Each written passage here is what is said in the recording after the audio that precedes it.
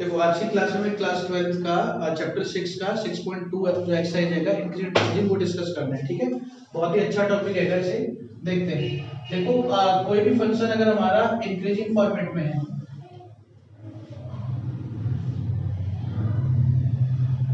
मतलब increasing function क्या होते हैं, अगर किसी फंक्शन का ग्राफ हमारा इंक्रीजिंग मोड में है या फिर वो कांस्टेंट हो सकता है, कांस्टेंट मतलब parallel to X axis, increase हो सकता है, कांस्टेंट हो सकता है, इंक्रीज हो सकता है, तो हमारे पास होता है इंक्रीजिंग फंक्शन। ठीक है, और उसकी मैथमेटिकल कंडीशन क्या होती है, उसका फर्स्ट डेरिवेटिव हमारा ग्रेटर देन इक्वल टू 0 होना चाहिए, उसका फर्स्ट डेरिवेटिव हमारा ग्रेटर देन इक्वल टू 0 होना चाहिए। ठीक है, सेम इसी तरीके से अगर हम डिक्रीजिंग फंक्शन की बात करें, डिक्रीजिंग फंक्शन, तो उस केस में आपके पास जो इसका ग्राफ होता है वो डिक्रीज हो सकता है, कांस्टेंट हो सकता है, डिक्रीज हो सकता है, कांस्टेंट हो सकता है, डिक्रीज हो सकता है, इंक्रीज तो हो ही नहीं सकता। ठीक है ना, तो इसकी कंडीशन क्या होती है, F dash X is less than equal to 0। ठीक है जी। अब देखो एक वर्ड आता है हमारे पास strictly increasing. Strictly increasing function कौन से होते हैं, वो फंक्शन जो सिर्फ इंक्रीज करते हैं, कभी भी कांस्टेंट नहीं हो सकते और डिक्रीज तो होते ही नहीं है, तो उनका जो हमारा ग्राफ होता है वो सिर्फ इंक्रीजिंग मोड में होता है। ठीक है, और इसकी कंडीशन होती है F dash X is greater than 0, सिर्फ ग्रेटर देन 0, वहां पे इक्वल टू 0 नहीं आ सकता। ठीक है ना, और सेम ऐसे ही हमारा एक अगला फंक्शन आता है strictly decreasing function. Strictly decreasing function में क्या होगा, जो हमारा ग्राफ होगा वो हमारा सिर्फ डिक्रीजिंग मोड में होगा, कभी भी कांस्टेंट भी नहीं हो सकता। तो इस केस में f dash x is less then 0, सिर्फ लेस देन 0 होता है। ठीक है, जैसे फॉर एग्जांपल एक हमने क्वेश्चन लिया fx is equal to 2 plus का 3x, अगर हम इसका डेरिवेटिव करते हैं देखो क्या आएगा, f dash x is equal to 2 constant का 0, 3 बाहर, x का derivative 1 is equal to 3, 3 is greater than 0, 3 हमेशा ग्रेटर देन 0 रहेगा, तो इसका मतलब क्या है, स्ट्रिक्टली इंक्रीजिंग हो गया। तो हमारे पास ग्राफ हो गया स्ट्रिक्टली इंक्रीजिंग। और अगर हम एक क्वेश्चन लेते हैं fx is equal to 2 minus का 3x, और अगर हम इसका डेरिवेटिव करते हैं f डैश x, तो मेरे पास क्या आएगा, 0 माइनस का 3x का 1 माइनस का 3 लेस देन 0, मतलब कि ये क्या हो गया, स्ट्रिक्टली डिक्रीजिंग हो गया। ठीक है ना, इसके लिए आप इसका प्रूफ भी देख सकते हैं, चाहो तो आप इसमें ये मैथमेटिकली प्रूफ हो गया, आप इसको ग्राफिकली प्रूफ भी देख सकते हो। हम इन दोनों का ग्राफ बनाते हैं, इसका जो ग्राफ बनेगा वो तो आपका इंक्रीजिंग मोड में बनेगा, और जो इसका ग्राफ बनेगा वो हमारा डिक्रीजिंग मोड में बनेगा। ठीक है, देखो इसके लिए अगर मैं ग्राफ बनाता हूं, देखो इसके लिए बॉक्स बना देते हैं एक छोटा सा, अगर x को 0 पुट करेंगे तो y आ जाएगा 2, और अगर हम x को 1 पुट करेंगे तो y आ जाएगा 5। इसको प्लॉट करेंगे तो 1 2 3 4 5, 0 में तो क्या आ रहा है 2 और 1 में आ रहा है 5, तो इसका ग्राफ देखो ऐसा बन रहा है, ये इंक्रीजिंग मोड में हो गया। और अगर हम इसका ग्राफ बनाते हैं तो इसके लिए बॉक्स बनाते हैं छोटा सा, x और y, x को 0 लिखेंगे तो y कितना आएगा 2, और अगर x को हम 1 पुट करेंगे तो y आएगा -1। इसका ग्राफ देखते हैं, x की वैल्यू 0 पे y की वैल्यू 2, x की वैल्यू 1 पे y की वैल्यू -1, तो इसका जो ग्राफ है वो ऐसा बन रहा है। तो देखो ये हमारा डिक्रीजिंग मोड में आ रहा है। ठीक है ना, इसका ग्राफ भी डिक्रीजिंग मोड में आ रहा है, और हमारा वैसे मैथमेटिकली भी f डैश x क्या आ रहा है, लेस देन 0 आ रहा है। ठीक है, तो अब इसके देखो कुछ जो क्वेश्चन आते हैं, क्वेश्चन देख लेते हैं।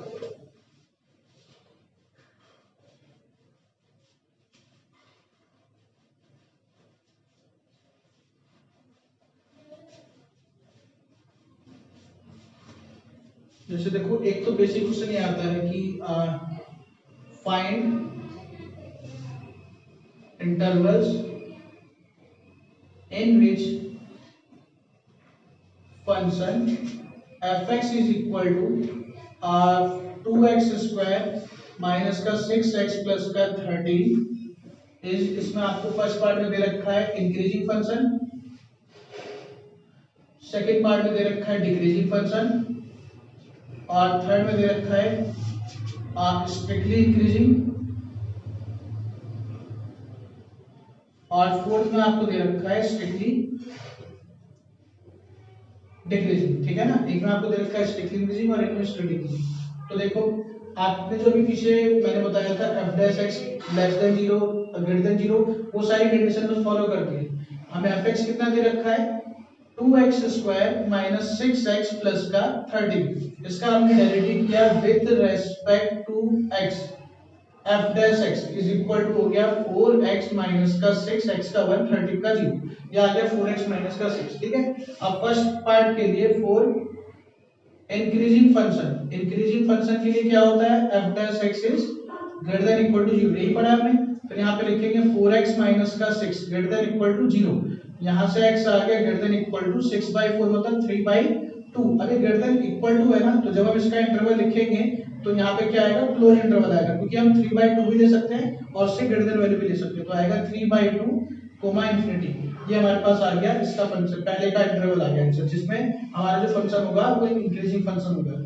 अगर सेकंड की बात करते हैं, सेकंड में क्या आएगा, डिक्रीजिंग फंक्शन, तो for decreasing function f dash x is less than equal to 0, 4x minus का 6 is less than equal to 0, x is less than equal to 3/2, तो x बिलोंग्स टू आ गया हमारा माइनस इंफिनिटी से 3/2 पे close interval. Infinity कभी भी exact नहीं होता, इसलिए हम लोग उसमें क्या करते हैं, ओपन इंटरवल अप्लाई करते हैं। ठीक है ना, उसके बाद देखो इसका थर्ड पार्ट है स्ट्रिक्टली इंक्रीजिंग फंक्शन, तो उसमें f डैश x क्या होगा, सिर्फ ग्रेटर देन 0 होगा, तो यहाँ भी 4x minus 6 greater than 0 put करेंगे, तो x मेरे पास ग्रेटर देन आएगा 3/2 और इसका इंटरवल आ जाएगा, यहाँ पे सिर्फ ग्रेटर देन है, तो यहाँ पे हमारा आएगा 3/2 से इंफिनिटी।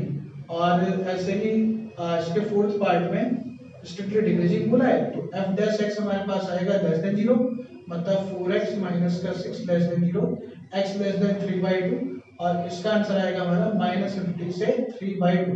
ठीक है ना, इसका ध्यान रखना है कि आपका अगर इंक्रीजिंग था तो उसका आंसर देखो यहाँ पे ये क्लोज इंटरवल भी आया था, और यहाँ पे आपके पास ये स्ट्रिक्टली था तो यहाँ पे ओपन इंटरवल भी आया था। इंटरवल्स का आपको ध्यान रखना है। ठीक है, अब देखो ये जो मेरा क्वेश्चन था, ये मेरे पास क्वाड्रेटिक इक्वेशन वाला क्वेश्चन था। ठीक है, क्वाड्रेटिक, तो उसका क्वाड्रेटिक का एक बार डेरिवेटिव करते हैं, ये लीनियर फॉर्म में कन्वर्ट हो जाता है, और लीनियर इक्वेशन को आप इनइक्वालिटी एक बार में आराम से ऐसे चेक कर सकते हो। प्रॉब्लम थोड़ी सी जब होती है जब हमारा इक्वेशन क्यूबिक या उससे भी बड़ी पावर दे रखी हो और उसका डेरिवेटिव करने पे हमारे यहाँ स्क्वायर आ रहा है, क्वाड्रेटिक इक्वेशन आ रही हो या फिर क्यूबिक आ रही हो, उसके लिए हमें क्या करना पड़ता है, इनइक्वालिटी चेक करने के लिए टेबल देखकर सॉल्व करना पड़ता है। ठीक है, तो उसका एक एग्जांपल देखते हैं।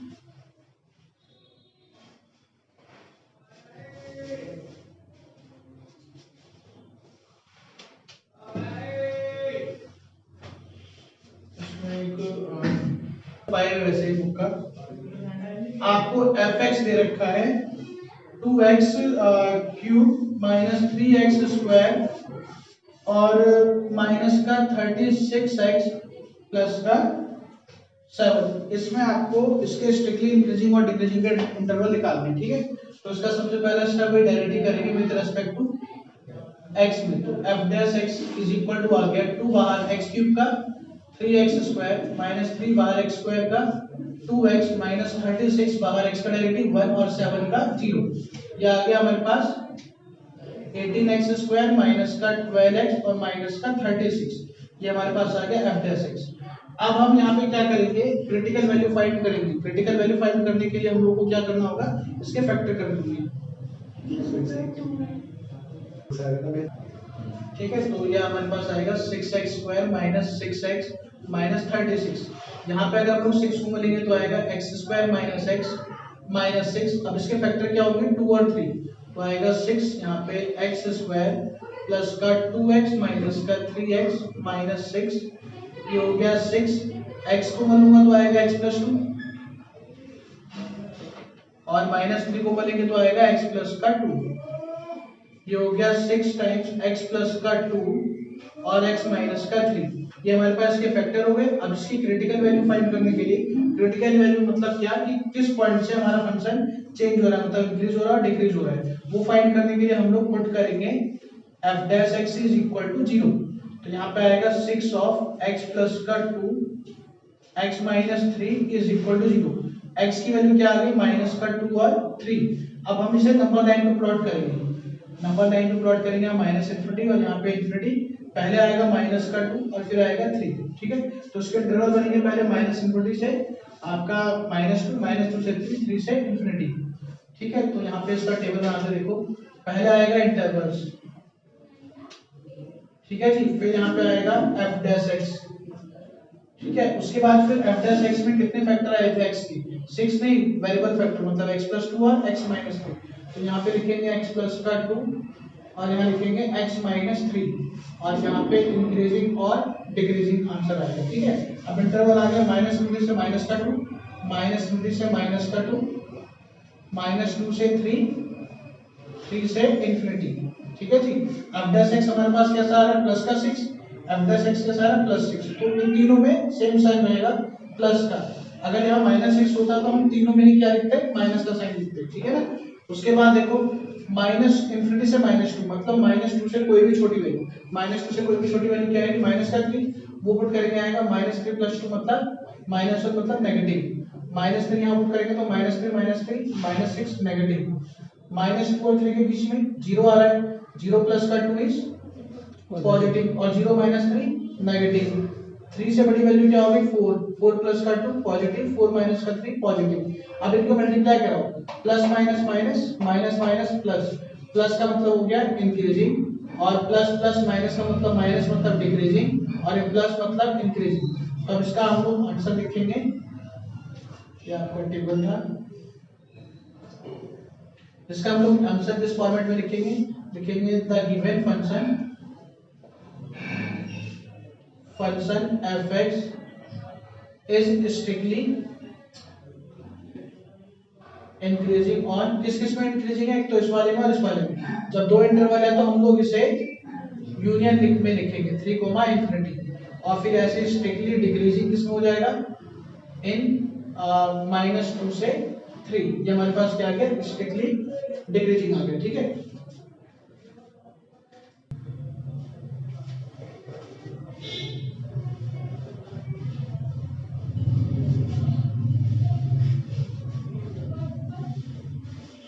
तो हमारा नेक्स्ट क्वेश्चन है एग्जांपल नंबर 13। एग्जांपल नंबर 13 है हमारा fx is equal to sin x plus cos x और इसमें आपको x का रेंज दे रखा है x greater than equal to 0 और less than equal to 2 pi. मतलब आपका जो x है वो इसके बीच में रहेगा। आप लोग जो जब नंबर लाइन में माइनस से इंक्रीज लेते हैं हम लोग वो नहीं लेंगे, 0 से 2 पाई नहीं लेंगे, ठीक है। अब हमें इसमें स्ट्रिक्टली इंक्रीजिंग और डिक्रीजिंग के इंटरवल निकालना है। हमने इसका एक बार डेरिवेटिव किया विद रिस्पेक्ट टू x में, तो आएगा f dash x is equal to sin x का डेरिवेटिव cos x का माइनस sin x, फिर उसके बाद इसको पुट करेंगे f dash x is equal to 0, तो आएगा cos x माइनस का sin x is equal to 0, cos x is equal to sin x upon में cos x is equal to 1 और tan x is equal to आ गया 1। अब देखो 0 से 2 पाई के बीच में हर किसी वैल्यू पे दो एंगल होते हैं, तो इसके लिए मैं आपको बता देता हूँ कि ये हमारा 0 degree pi by 2 pi 3 pi by 2 और 2 पाई, यहाँ पे ऑल पॉजिटिव होता है, यहाँ पे साइन थीटा और कोसेक थीटा पॉजिटिव होता है, यहाँ पे टेन थीटा और कॉट थीटा पॉजिटिव होता है, यहाँ पे कॉस थीटा और सेक थीटा पॉजिटिव होता है, ठीक है। इसमें जनरल एंगल हमारा होता है थीटा, इसमें हमें लेना होता है पाई माइनस थीटा, ठीक है ना। इसमें लेना होता है पाई प्लस थीटा और इसमें 2 पाई माइनस का थीटा।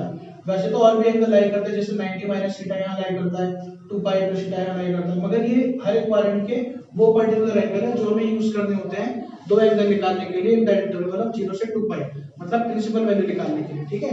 तो देखो tan की वैल्यू 1 कब होती है 45 में, और tan पॉजिटिव कहां पे होता है फर्स्ट में और थर्ड में। तो दो एंगल कौन कौन से हो गए, थीटा और पाई प्लस थीटा। तो यहां से हमारे पास x इज इक्वल टू आ गया पाई बाई 4 और पाई प्लस का पाई बाई 4।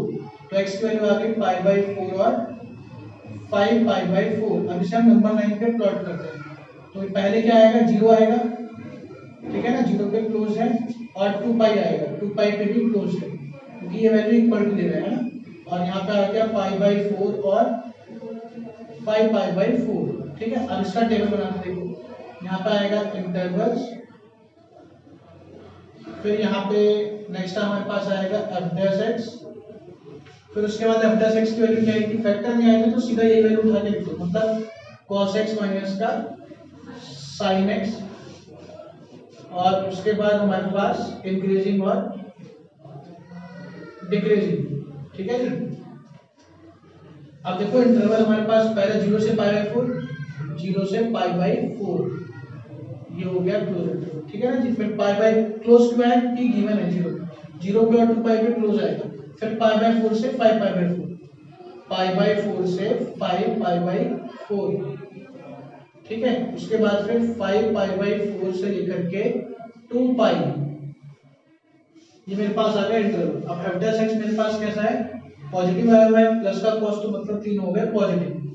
अब देखो यहाँ पे इसका मतलब क्या है, हम 0 पे पुट कर सकते हैं और 0 से पाई बाई 4 के बीच पे पुट कर सकते हैं। तो हम अगर यहाँ पे 0 पुट करेंगे तो cos 0 1 हो गया, sin 0 0, 1 माइनस 0 इज पॉजिटिव। अब यह 45 से 45 का 5 टाइम्स जो भी होगा, तो 45 से बड़ा एंगल आपके पास, इससे छोटा 90 आ रहा है, 90 डिग्री। तो cos 90 हो गया 0, sin 90 हो गया 1, 0 माइनस 1 माइनस 1।